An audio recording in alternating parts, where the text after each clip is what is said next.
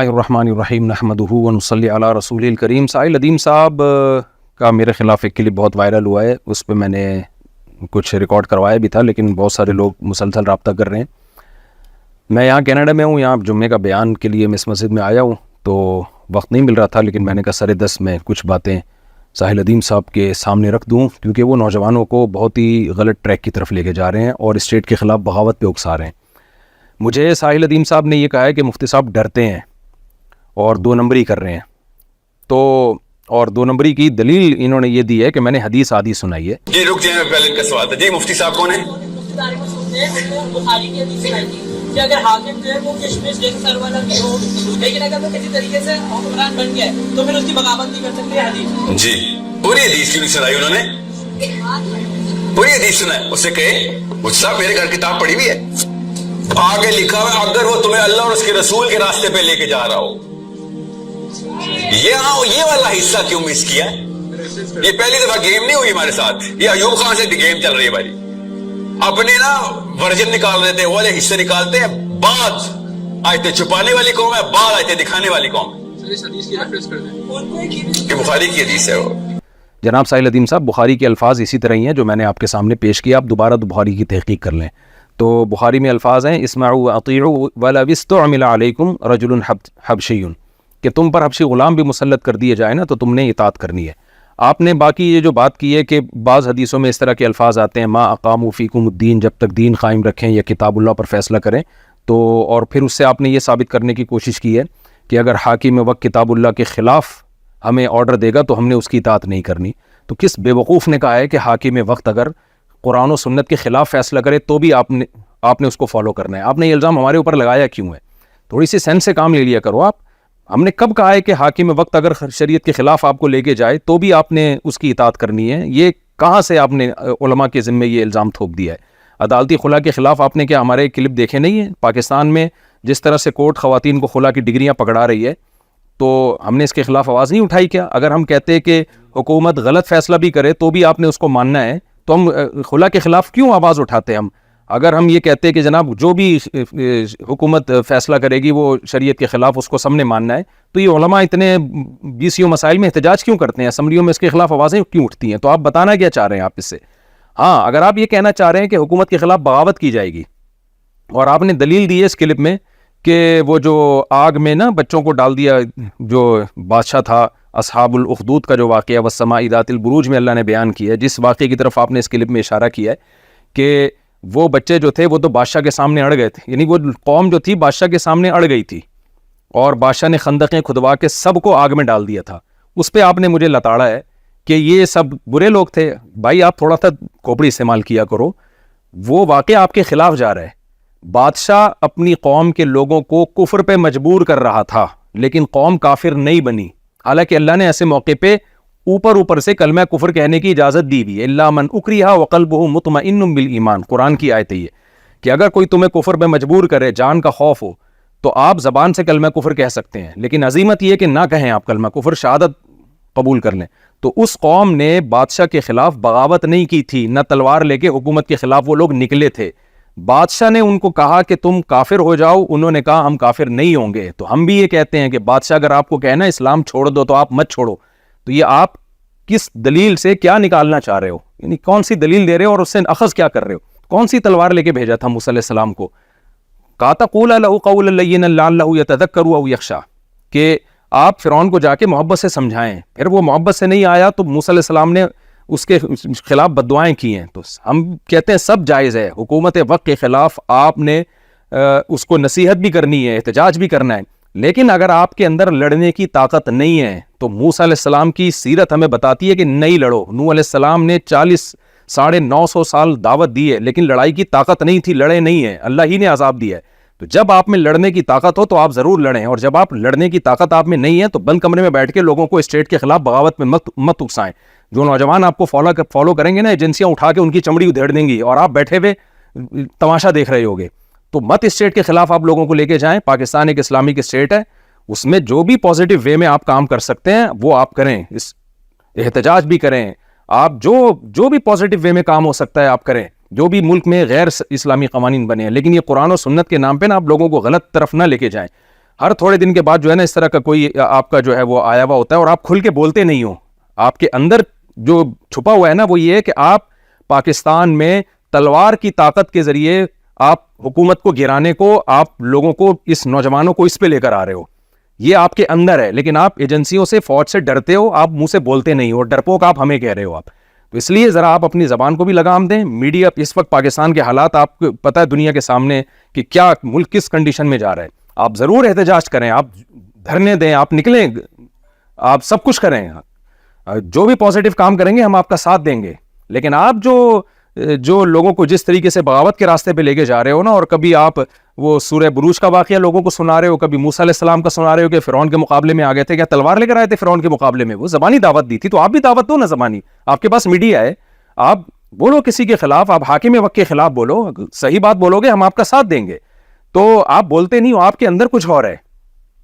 تو اس لیے شریعت میں ہمیں جو آرڈر دیا گیا ہے وہ یہی دیا گیا ہے کہ آپ حاکم وقت کی ناجائز چیزوں پہ آپ زبان سے احتجاج کریں گے. نبی صلی اللہ علیہ وسلم نے فرمایا کلمۃ حق عند سلطان الجائر. نبی صلی اللہ علیہ وسلم نے فرمایا کہ سب سے بہترین جہاد کیا ہے کہ بادشاہ جو ظالم ہو اس کے سامنے حق بات کہنا. اس حق بات کہنے سے کوئی منع نہیں کرتا. ہم بغاوت کی بات کر رہے ہیں, بغاوت کے شرعی اصول ہیں, مسلح بغاوت کی بات کر رہے ہیں, وہ جائز نہیں ہے جب تک وہ تمام چیزیں نہ پائی جائیں. میں آپ کے سامنے کچھ حدیثیں پیش کر کے سناتا ہوں. رسول اللہ صلی اللہ علیہ وسلم نے فرمایا, صحیح مسلم کی حدیث ہے, اور باب وجوب الانکار علی الامراء فیما یخالف الشرع, اور حدیث ہے نبی صلی اللہ علیہ وسلم نے فرمایا کہ خیار ائمتکم الذین تحبونہم ویحبونکم ویصلون علیکم وتصلون علیہم وشرار ائمتکم الذین تبغضونہم ویبغضونکم.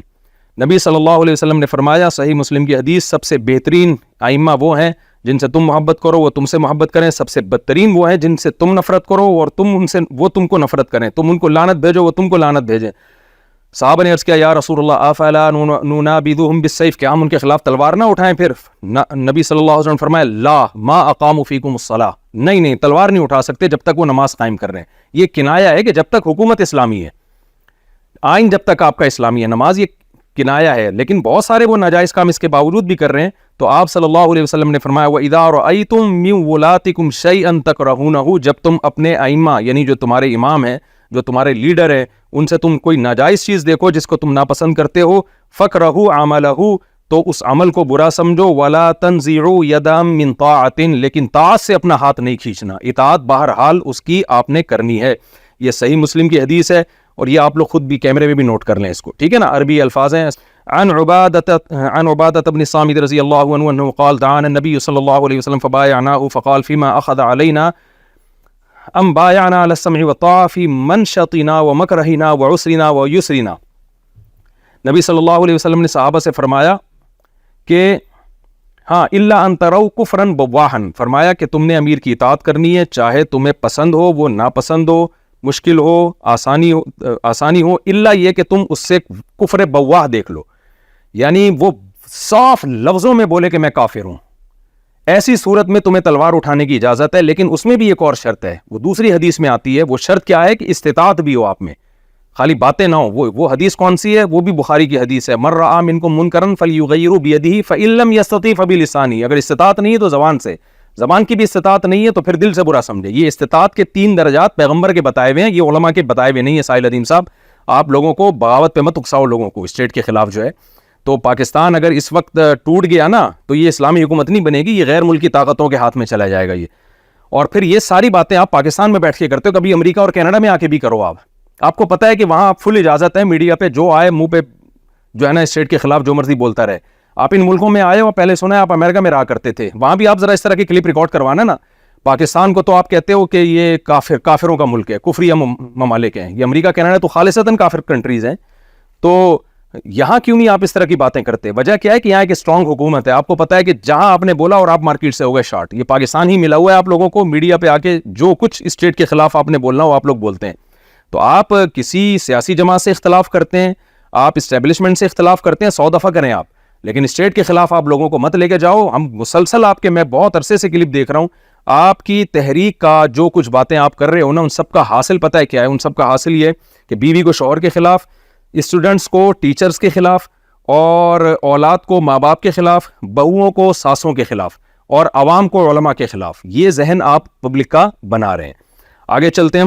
حضرت سعید ابن غفلہ کہتے ہیں مجھ سے حضرت عمر رضی اللہ تعالیٰ عنہ نے فرمایا اسمع واطع وان امر علیک عبد حبشی ان ضربک فاصبر وان حرمک فاصبر وان اراد امرا ينتقض دینک فقل سمع وطاعت دمی دون دینی. سبحان اللہ.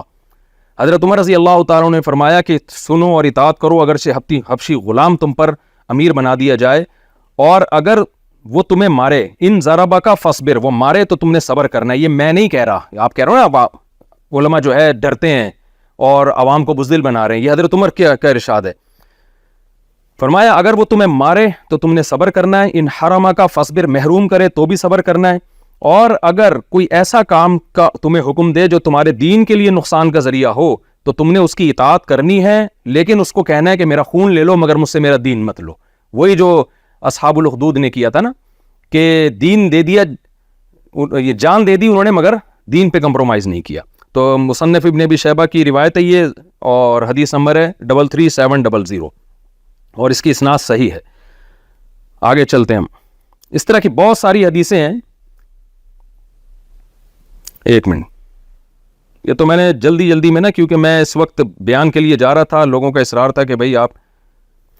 حضرت حذیفہ رضی اللہ تعالیٰ عنہ فرماتے ہیں رسول اللہ صلی اللہ علیہ وسلم نے فرمایا یکون بعدی ائمۃ لا یہتدون بہدایا ولا یستنون بسنتی. نبی صلی اللہ علیہ وسلم نے فرمایا کہ میرے بعد ایسے حاکم آئیں گے جو میرے بتائے ہوئے راستے پہ نہیں چلیں گے اور میرے بتائے ہوئے طریقے کو اختیار نہیں کریں گے. وَسَيَقُومُ فِيهِمْ رِجَالٌ قُلُوبُهُمْ قُلُوبُ الشَّيَاطِينِ فِي جُثْمَانِ الْإِنْسِ، یعنی انسان کے جثے میں شیطان ہوں گے وہ. حضرت حذیفہ فرماتے ہیں کیف اصنع یا رسول اللہ ان ادرکت ذلک، اگر میں وہ زمانہ پالوں تو پھر میں ان حاکموں کے ساتھ کیا کروں میں. نبی صلی اللہ علیہ وسلم نے فرمایا تسمع وتطیع الامیر وتطیع للامیر، فرمایا تم نے پھر بھی حاکم کی بات سننی ہے اور امیر کی اطاعت کرنی ہے. وَإِن ضَرَبَ ظَهْرَكَ، اگرچہ وہ تمہاری پشت پہ کوڑے مارے، وَأَخَذَ مَالَكَ، تمہارا مال بھی تم سے چھین لے، فَالسَّمْعُ وَالطَّاعَةُ، فَاسْمَعْ وَأَطِعْ، پھر بھی اس کی بات سننی ہے اور اطاعت کرنی ہے اس کی، یعنی غیر شرعی چیزوں میں نہیں، لیکن پھر بھی اس کو حاکم ماننا ہے آپ نے. یہ حدیث ہے صحیح ہے مسلم میں، حدیث نمبر 1847. تو یہ ساری باتیں نبی صلی اللہ علیہ وسلم نے پتہ ہے کیوں کی ہیں؟ تاکہ صحیح ساحل ادیم جیسے لوگ مسلمانوں کی اجتماعیت کا بیڑا نہ غرق کریں. مسلمانوں کو کبھی عادل حکمران ملتے ہیں، کبھی ظالم حکمران ملتے ہیں، ہر طرح کے آتے رہے ہیں، لیکن اسلام اسٹیٹ کو فوکس کرتا ہے. بھائی اپنی اجتماعیت کو اس طرح کے مذہبی اسکالرز کی باتوں میں آ کے اسٹیٹ پر سودے بازی مت کرو، یہ تمہیں اسٹیٹ کے خلاف لے کے جائیں گے، ان کے پاس خود کچھ بھی نہیں ہے، کوئی پیکیج ہی نہیں ہے. تو یہ نبی صلی اللہ علیہ وسلم کے سارے احکام اجتماعیت کو برقرار رکھنے کے لیے، کہ بڑے مفاد کے لیے چھوٹے چھوٹے اپنی انفرادی چیزوں کو اور چھوٹی چھوٹی چیزوں کو ضرر کو برداشت کرنا پڑتا ہے. تو دوبارہ میں یہ حدیث سنا دیتا ہوں ساحل ندیم صاحب تاکہ غور سے سن لیں. حضرت حذیفہ رضی اللہ تعالیٰ عنہ فرماتے ہیں رسول اللہ صلی اللہ علیہ وسلم نے فرمایا یکون بعدی ائمۃ لا یہتدون بہدایا ولا یستنون بسنتی وسیقوم فیہم رجال قلوبہم قلوب الشیاطین فی جثمان انس. نبی صلی اللہ علیہ وسلم نے فرمایا میرے بعد ایسے امام آئیں گے، یعنی لیڈر آئیں گے، جو میری ہدایت کو فالو نہیں کریں گے، میرے طریقوں کو فالو نہیں کریں گے، اور ان میں ایسے لوگ ہوں گے، یعنی چھوٹے چھوٹے جو ان لیڈروں کے اندر جو ذیلی لیڈر ہوں گے نا، وہ کس طرح کے ہوں گے؟ ان کے دل شیطان کے دل ہوں گے اور انسانوں کے جثے میں، اتنے گندے لوگ ہوں گے.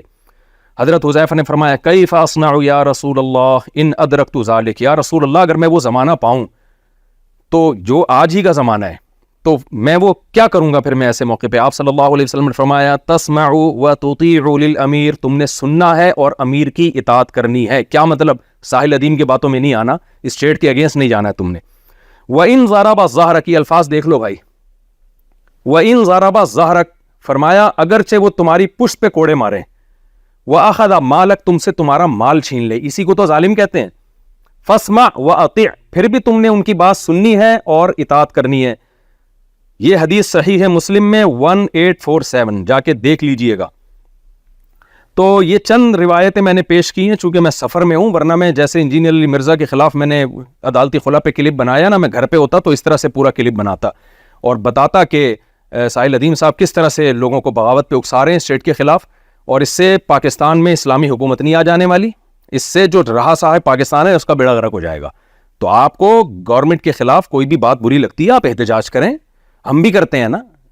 آپ نے تو میں نے نہیں دیکھا کوئی خلاف شریعت قانون پاکستان میں بن رہا ہو اور آپ نے اس پہ آواز اٹھائی ہو. یوتھ کلب والے آواز اٹھاتے ہیں, جماعت اسلامی والے آواز اٹھاتے ہیں, JUI والے آواز اٹھاتے ہیں, اور بھی کچھ لبرل لوگ بھی آواز اٹھاتے ہیں, علماء بھی آواز اٹھاتے ہیں. کسی کو ہو سکتا ہے آپ کو اشکال ہو کہ بھئی بھرپور آواز اٹھانی چاہیے تو اور زیادہ پاورفل آواز اٹھا دینی چاہیے, لیکن آپ کو تو ہم نے کبھی بھی نہیں دیکھا. آپ بس بیٹھ کے, جیسے وہ جہلم والی سرکار ہے نا, کمرے میں بیٹھ کے پھینک رہا ہے, تو آپ بھی بیٹھ کے آپ پہ یونیورسٹی میں پابندی کیوں لگی ہے؟ آپ نے اس کو بھی یہ شو کیا گویا یونیورسٹیوں کو حق نہیں چاہیے. بھائی یونیورسٹیوں کو اگر اسلام سے نفرت ہوتی تو آپ ایک داڑھی والے آدمی ہو, مذہبی اسکالر ہو, آپ کو یونیورسٹی اندر آپ بلاتی کیوں؟ کیا آپ ان کو پیسے دے رہے تھے کیا اندر جا کے؟ آپ کے اسی ایٹیٹیوڈ کی وجہ سے یونیورسٹیوں نے آپ کو اور کالجز نے آپ کو باہر نکالا ہے کہ آپ اینٹی اسٹیٹ ایلیمنٹس پیدا کر رہے ہو. اور میں پبلک کو بھی کہتا ہوں, نوجوانوں کو بھی کہتا ہوں کہ اس طرح کے لوگوں سے آپ ہوشیار رہیں. یہ ہوتا ہی ہے کہ ان لوگوں کے گرد جب اینٹی اسٹیٹ جو نوجوان تیار ہوتے ہیں نا, تو خفیہ ایجنسیاں ان نوجوانوں کی چمڑیاں ادھیڑتی ہیں, اٹھا کے ان کو مارتی ہیں کہ پہلی ملک کے حالات ایسے خراب چل رہے ہیں اور پھر یہ لوگ آپ کے کام نہیں آئیں گے.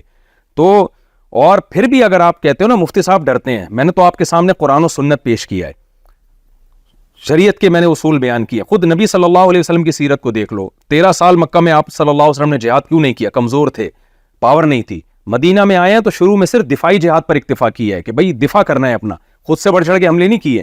جب ایک بڑی پاور تیار ہوئی ہے تو جا کے آپ صلی اللہ علیہ وسلم نے مکہ پہ چڑھائی کی ہے. یہ اس لیے کہ اللہ نے دنیا کو اسباب کے ساتھ جوڑا ہے. اب نبی صلی اللہ علیہ وسلم کے ساتھ جو حالات 23 سال میں ہوئے وہ ہمارے ساتھ 1000 سال میں ہو سکتے ہیں. 1000 سال میں اس کی لینتھ لمبی ہو سکتی ہے, لیکن ہم نے دیکھنا یہ ہے کہ گراؤنڈ ریئلٹی کیا کہتی ہے. کہ نبی صلی اللہ علیہ وسلم سے ہمیں 23 سال میں جو پتہ چلتا ہے, آپ نے ہمیشہ گراؤنڈ ریئلٹی کو سامنے رکھ کر فیصلہ کیا ہے, اور اسی کو رکھ کے ہمیں سامنے فیصلہ کرنا ہے کچھ بھی نہیں. آپ طیارے امریکہ سے لیتے ہو اور آپ جو ہے نا ٹیکنالوجی جاپان سے لیتے ہو, اور آپ پھر بولو کہ پاکستان جو ہے نا وہ جہاد کر کے انہی ملکوں پہ چڑھائی کر دے, تو چڑھائی بڑائی سے نتیجہ کچھ بھی نہیں آئے گا, اور جو تھوڑا بہت پروگرام ہے نا وہ اس کا بھی بیڑا غرق ہو جائے گا. تو نبی صلی اللہ علیہ وسلم کی سیرت ہمیں بتاتی ہے گراؤنڈ ریئلٹی کو دیکھ کر فیصلہ کرنا. صلح حدیبیہ میں 1400 حضرات تھے, آگے بہت بڑا لشکر تھا, آپ نے صلح کو ترجیح دی ہے. تو آپ اینٹی اسٹیٹ ایلیمنٹ پیدا نہ کریں. پہلے ہی پاکستان کے حالات جو اس وقت ملک کے چل رہے ہیں وہ ساری دنیا کو پتہ ہے. تو نبی صلی اللہ علیہ وسلم کی یہ حدیث میں دوبارہ پڑھ کے اپنی بات کو ختم کرتا ہوں. اس کو آپ بار بار, وہ پوری حدیث پڑھ رہا ہوں, پورا پیج میں نے کھولا ہوا ہے. حضرت حذیفہ فرماتے ہیں نبی صلی اللہ علیہ وسلم نے فرمایا یکون بعدی ائمۃ لا یہتدون بہدایا, میرے بعد ایسے امام آئیں گے جو میری ہدایت کو فالو نہیں کریں گے.